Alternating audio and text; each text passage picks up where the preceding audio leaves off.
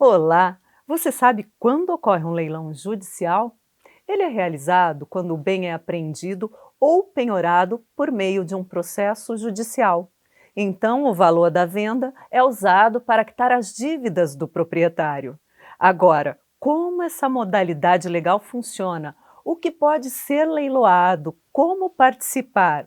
E quais as vantagens? Você vai saber no mérito da questão nessa entrevista com o juiz auxiliar da Corregedoria e que integra a Comissão de Alienação de Bens Apreendidos em Ações Penais do Tribunal de Justiça de Mato Grosso do Sul, Renato Antônio Deliberale.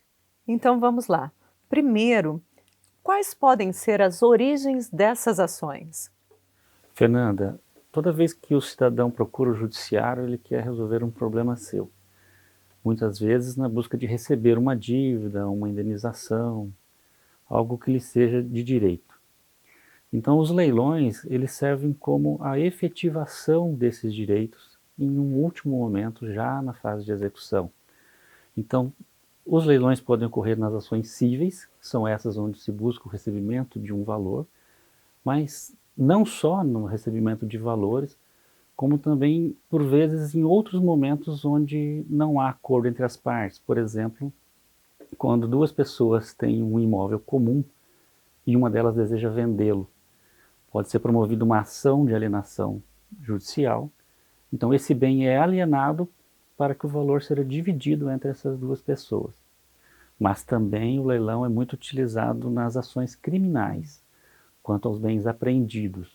São bens utilizados na prática do crime ou adquiridos com proveitos do crime que, perdidos em favor da União ou do Estado, são alienados através do leilão. E como que eles funcionam, né? Qual que é o funcionamento dos leilões judiciais? Bom, é um procedimento complexo, né? Nós temos todo um procedimento que o juiz estabelece até chegar à decisão determinando a sua realização, e é feita a avaliação do bem, as partes se manifestam. Passado toda essa fase inicial, é então nomeado um leiloeiro para realizar este leilão.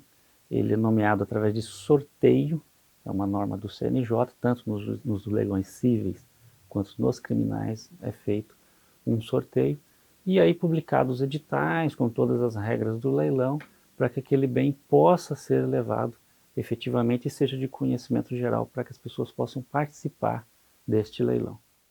Magistrado, acho importante agora, então, a gente entender qual é o papel da Corregedoria nisso, né? Qual é a responsabilidade da Corregedoria Geral de Justiça do Tribunal? No primeiro momento, a Corregedoria trabalha com os credenciamentos desses leiloeiros.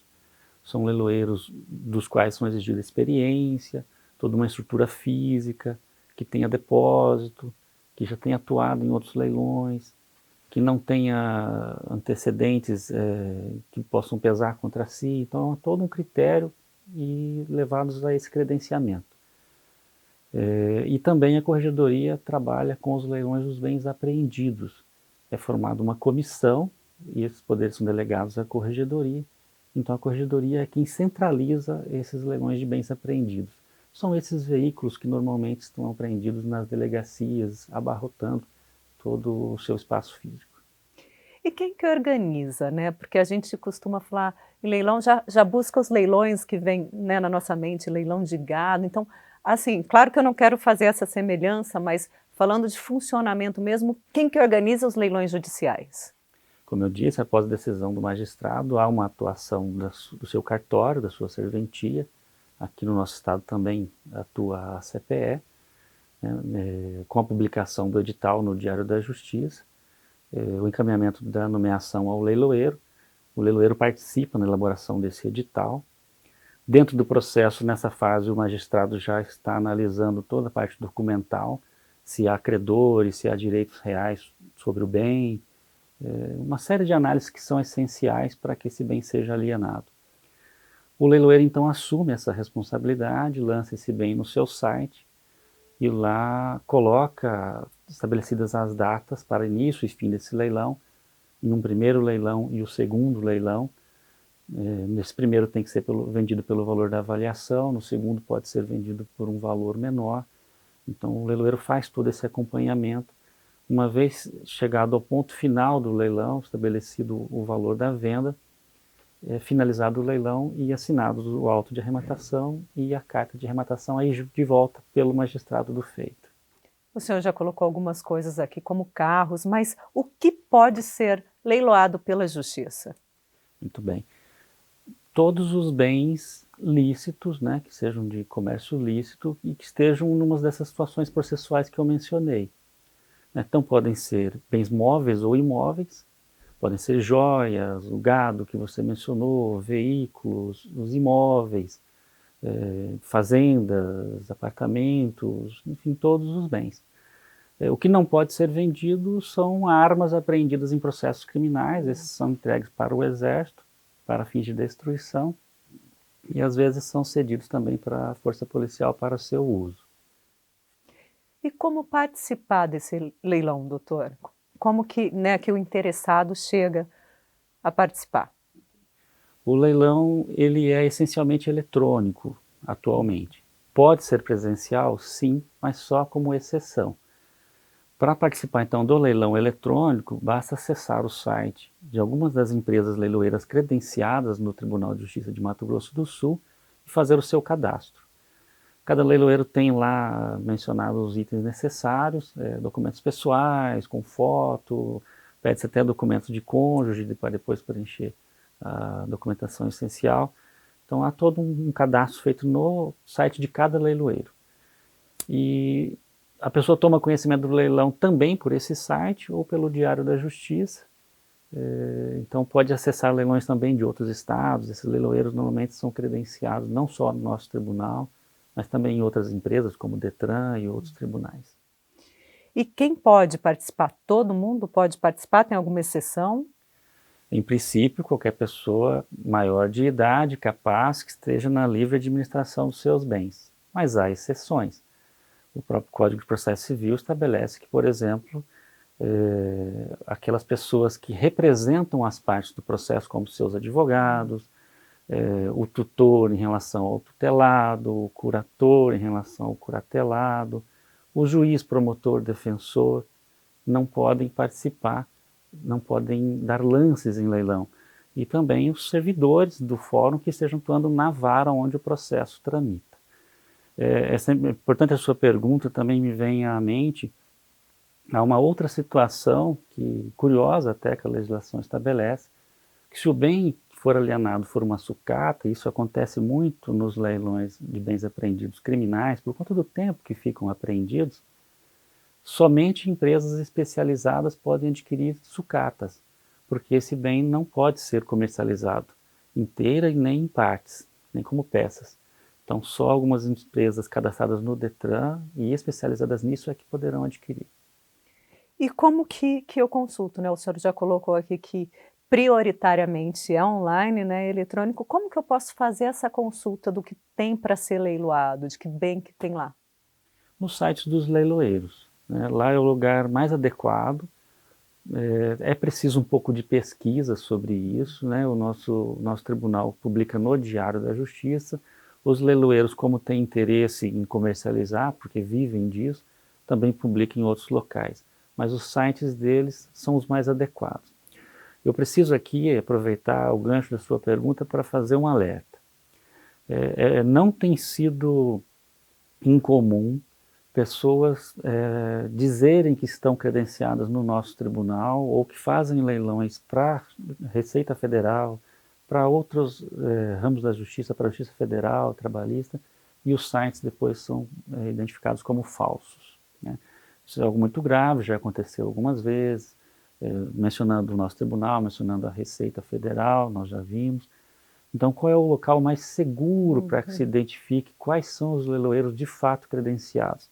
Em relação ao nosso tribunal, há um menu específico no nosso site, lá no www.tjms.jus.br/leilão eletrônico. Lá há o endereço de todos os leiloeiros credenciados. São 14 leiloeiros hoje credenciados no nosso tribunal. E lá tem o endereço do site de cada um deles.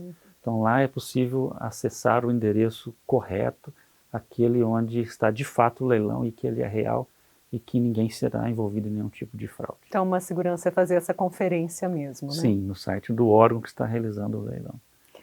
E quais as vantagens, então, de comprar via leilão judicial? Comprar em leilão judicial não é algo simples, mas é algo que pode ser muito vantajoso. Nem todas as pessoas gostam ou têm coragem, porque há também desvantagens, e já nós vamos falar delas. Mas as vantagens que você me pergunta, primeiro que o valor do bem normalmente é menor do que o valor de um bem que está em mercado para comercialização. São bens que passam por avaliação judicial, por vezes essa avaliação pode estar um pouco desatualizada, mas se não alienado no primeiro leilão, no segundo ele pode ser vendido até por 50% do seu valor, do valor da avaliação. Então o valor pode ser menor, ou provavelmente será menor. Em relação ao valor também, o Código de Processo Civil 2015 trouxe algo bem vantajoso a quem deseja arrematar, que é a possibilidade de parcelamento. Então, pagando 25% como uma entrada, o restante do valor do lance pode ser parcelado em até 30 vezes, sem as burocracias normais de banco, mas naturalmente com a caução oferecida em juízo. Então facilita muito essa aquisição, né? Mas há outras vantagens. Uma delas é a segurança. Se esse leilão vier a ser anulado por algum motivo, o dinheiro é integralmente devolvido. Todo ele, inclusive a comissão do leiloeiro, que é de 5%, também é devolvida. Num negócio comum, onde você contrata um corretor de imóveis para te acompanhar na aquisição de um bem, a atividade dele se encerra naquele momento. Ele aproximou as partes, ele já tem direito de receber. Provavelmente ele não vai lhe devolver caso o negócio seja desfeito. E há uma última vantagem que é muito importante dizer, que todo bem adquirido em leilão judicial é uma forma de aquisição originária. O que significa isso? O bem não está vinculado ou não estará vinculado às suas dívidas pretéritas. É como se fosse algo novo, a aquisição daqui para frente. O que houve no passado não influencia no novo proprietário. Isso é muito importante em relação às questões tributárias. Então, os tributos não são transmitidos ao novo proprietário, o que numa compra e venda comum pode acontecer. Mas eu mencionei a você que também há desvantagens, né? Sejamos justos, falaremos delas, Então, né? temos que falar. Por vezes, nem sempre o bem está de todo disponível no momento. Isso pode levar alguns dias ou até meses em algumas situações. Sempre é bom consultar o processo. Pode ser que no caso dos imóveis apareça lá um possuidor que até então não existia. No caso dos bens móveis, alguma resistência para conseguir alcançá-lo, porque às vezes o bem não está com o credor, pode estar também nas mãos do devedor. Mas o juízo expede um mandado de emissão na posse e esse bem é entregue ao arrematante. Há também a hipótese de existir algumas restrições de outras ordens, por exemplo, restrição do Detran, alguma restrição de penhora de outro juízo num imóvel, uma indisponibilidade. Esses tipos de restrição podem existir, mas a carta de arrematação emitida pelo magistrado tem o poder de conseguir esse levantamento, mas pode levar alguns dias até que isso se efetive, né? Talvez o auxílio de algum advogado, por isso é importante algum conhecimento, mas as vantagens superam essas dificuldades. Com certeza. Quer saber mais sobre o assunto do mérito da questão de hoje? Então fique por aqui, que voltamos já.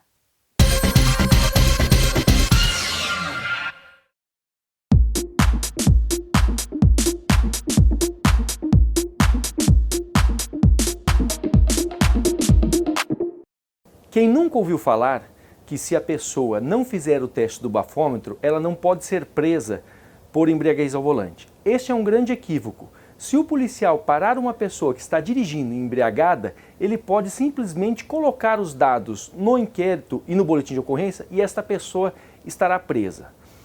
Aqui nas varas criminais da comarca de Campo Grande, todos os dias nós vemos essa situação.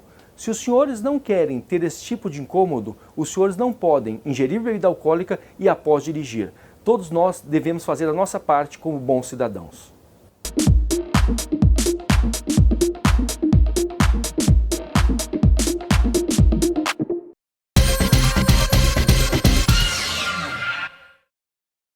Seguimos falando sobre os leilões judiciais com o juiz Renato Antônio De Liberale. Magistrado, com o novo Código de Processo Civil, o leilão no formato eletrônico, ele passou a ser regra. A gente até falou sobre ele no primeiro bloco, que prioritariamente está se agindo dessa forma, mas ele passou a ser uma regra? Como que ficou isso? Inicia-se pelo leilão eletrônico, mas ele pode ser presencial. Só que não é a primeira forma de alienação dos bens. O Código de Processo Civil fez uma inversão em 2015. Hoje, a primeira forma de alienação dos bens é quando o próprio credor fica com o bem que foi penhorado, no caso dos processos cíveis, né? Então ele pode adjudicar o bem que foi penhorado pelo valor da sua avaliação. Se isso não acontecer, se ele não tiver interesse, ele pode inclusive pedir para alienar de forma particular esse bem. Ou essa mesma alienação através de um corretor ou leiloeiro do Poder Judiciário. Somente aí é que vem a hipótese do leilão judicial na forma que nós comentamos há pouco. Então há outras opções, né, de alcançar o objetivo final do processo, além daquelas onde a penhora corre sobre dinheiro, que basta uma transferência bancária. Mas o leilão, sim, ele é preferencialmente eletrônico. E o que acontece, por exemplo, quando o bem não é arrematado? Isso pode acontecer, às vezes não há lances, ou o valor dos lances são abaixo do valor mínimo. Como eu disse, os leilões nos processos cíveis são divididos em primeiro e segundo leilão. Então, no primeiro, tem que ser o valor da sua avaliação. Ele não pode ser vendido por valor inferior. No segundo leilão, ele só não pode ser alienado por preço vil. Então, normalmente, tudo que for acima de 50% da avaliação, ele pode ser alienado. Se ele não for alienado nesse primeiro momento, ele vai para esse segundo leilão. E a diferença é essa no valor aí que nós mencionamos, que ele pode ser alienado. E o que ocorre com quem desistir da arrematação ou não efetuar o depósito do saldo do valor ofertado? A desistência de um leilão nunca é algo bom. Primeiro, que no processo não se satisfaz a dívida. E segundo, que o arrematante sofre consequências em relação a isso. A primeira delas é que ele pode ser inscrito na lista de arrematantes remissos do tribunal e ficar 1 ano sem participar de leilões desta espécie. Ele pode também, dependendo do edital, ser multado, é possível aplicar multa em alguns casos, e até ocorrer a perda de uma caução, especialmente naquelas questões de parcelamento, ele pode perder aquela garantia que ele lhe ofertou. Mas nem sempre ele sofrerá alguma sanção. Há hipóteses previstas em lei onde ele pode desistir de um leilão sem sofrer essas consequências. Por exemplo, o leilão pode ser questionado pelas partes no processo, pela via recursal ou por uma ação autônoma prevista no Código de Processo Civil. Se isso ocorrer, o arrematante também será parte nesse novo processo onde se discute o leilão em si. Nessa situação, ele pode desistir da arrematação, recebe o seu valor de volta, recebe a comissão do leiloeiro de volta e o leilão está desfeito em relação a ele. E também se identificado uma outra situação onde o edital, porventura, não tenha previsto todos os ônus que recaem sobre o bem, todos os gravames que existem sobre o bem. Se aquilo trouxer algum empecilho, alguma dificuldade ao arrematante, ele também tem direito de desistir do leilão sem sofrer nenhuma consequência por isso.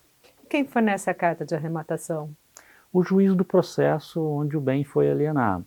Tá? No caso dos bens criminais, como eu disse, nós temos a comissão que centraliza esses leilões na corregedoria, é o juiz auxiliar da corregedoria que assina essa carta de arrematação. O senhor colocou aqui para a gente, então, como funcionam esses leilões, né, como que é esse processo, o que acontece depois do leilão judicial? Sim. Primeiro, dentro do processo, o dinheiro, o valor que é alcançado com essa alienação é pago pelo arrematante através do depósito judicial, uma guia expedida. Então, dentro de uma subconta do tribunal, no processo judicial, ficará depositado aquele valor até que o juiz do processo dê a ele um destino. Se for um processo civil, o destino será provavelmente pagar o credor, né? Se sobrar algum valor, devolve-se ao devedor, ou os credores, porque pode ser que existam mais credores, formando-se um concurso de credores e esse valor é dividido entre eles. Nos processos criminais, o valor ou permanece no processo criminal ou é enviado ao FUNAD, que é o Fundo Nacional do SENAD, né, com a Secretaria Nacional de Assuntos sobre Drogas, ou ao FUNPEN, que é o Fundo Nacional Penitenciário, para os crimes que não estão relacionados ao tráfico de drogas. Então é dado destino a esse valor, né? Tem ações específicas dessa administração do fundo, tipo, para onde vai, para as pessoas saberem? Quando no tráfico de drogas, o SENAD tem destinações específicas. Há um retorno à polícia local e é aplicado em políticas de combate às drogas, né? E o fundo penitenciário também ligado a essas questões. Ao sistema, administração do Isso. sistema. Como e quando o comprador recebe, magistrado? Com a expedição da carta de arrematação, ele tem em suas mãos um título que lhe dará a transmissão do domínio do bem. Se for um bem móvel, um veículo, por exemplo, e estando disponível, após a assinatura dessa carta, ele já pode se dirigir ao local e retirar o bem. Se for um imóvel, ele pode se dirigir ao cartório registro de imóveis, transferir a propriedade para si e ter acesso já ao bem. Então, esse acesso é imediato após o leilão, salvo aquelas situações que eu mencionei que podem ocorrer de ter alguma oposição de algum possuidor, demandar algum outro tipo de medida que possa ser necessária de fato. E o que fazer se o leilão é negativo? É a situação que nós conversamos, onde não há lances, não se alcança este valor suficiente para que ele seja alienado naquele momento. Dentro do processo é designado um novo leilão. E várias vezes ou não? Existe um limite para isso? Não tem limite. Todo leilão, no processo civil, você já agenda dois, o primeiro e o segundo. Se nenhum dos dois for positivo, o juiz pode marcar outros dois leilões, assim, até conseguir alienar o bem. E qual a realidade? Isso ocorre com frequência ou não muito? Olha, isso depende bastante de com quem o bem se encontra. Se o bem estiver nas mãos de um depositário judicial ou nas mãos do credor, quando da realização do leilão, o suposto arrematante ou o interessado tem condições de visitar o bem, de acessá-lo, verificar suas condições, de verificar que ele está em boas condições para adquirir. Então há mais lances, né? Há maior procura por bens que estão livres e desimpedidos. Por vezes, e na regra do código anterior, Código 73, o bem ficava com o devedor, em uma situação onde o devedor não tem interesse que alguém o veja, que não tem interesse em apresentá-lo, ou que o bem pode estar sofrendo algum tipo de dano, né? E às vezes mesmo na égide desse nosso código, o Código 2015, pode acontecer situação onde o bem fica com o devedor. Quando os bens estão com devedores, esse índice cai, né? 30% dos leilões são positivos. Mas nós temos exemplos de leiloeiros que alcançam 80% dos leilões um resultado positivo. Aqui no estado, a maior parte dos leilões, os bens são carros apreendidos? Eu não diria isso, porque nos processos judiciais o que se busca são os bens de maior liquidez. Também são carros, mas os imóveis, enfim, né? O que nós temos no estado, uma peculiaridade, é que nós somos um corredor do tráfico internacional de drogas, do tráfico de drogas, então há um grande volume de apreensões de veículos. Há uma estimativa de que o nosso estado tem uma apreensão de 80% de tudo que se apreende de veículos no transporte de drogas. Então as nossas delegacias têm um volume muito grande de apreensões. E por isso foi montada essa comissão para que nós possamos remover os veículos das delegacias, porque nós temos casos no Estado de veículos mantidos no entorno das delegacias, o que não é interessante para ninguém. O que acontece? O bem é depredado, partes são levadas, a população reclama, então há também A ação do tempo, né? a ação do tempo, há um trabalho aí de auxílio à Secretaria de Segurança Pública para remover esses bens que ficam nos pátios dos leiloeiros até poderem ser alienados e depois assim o são. E quais têm sido os resultados desses leilões? Então, como eu disse, nos processos cíveis em geral, chegamos até 80% de efetividade nesses leilões. Isso varia muito, como eu disse, na situação que se encontram os bens. Nos veículos apreendidos, esse número sobe para 90% das apreensões. Então, há um bom resultado. Essa minha palavra serve também como incentivo às pessoas que possam desejar iniciar a aquisição de bens em leilão judicial. É sempre louvável, e eu sempre digo, precisa estudar um pouquinho o assunto, porque tem que ter um pouquinho de coragem, um pouquinho de conhecimento, mas é um bom negócio.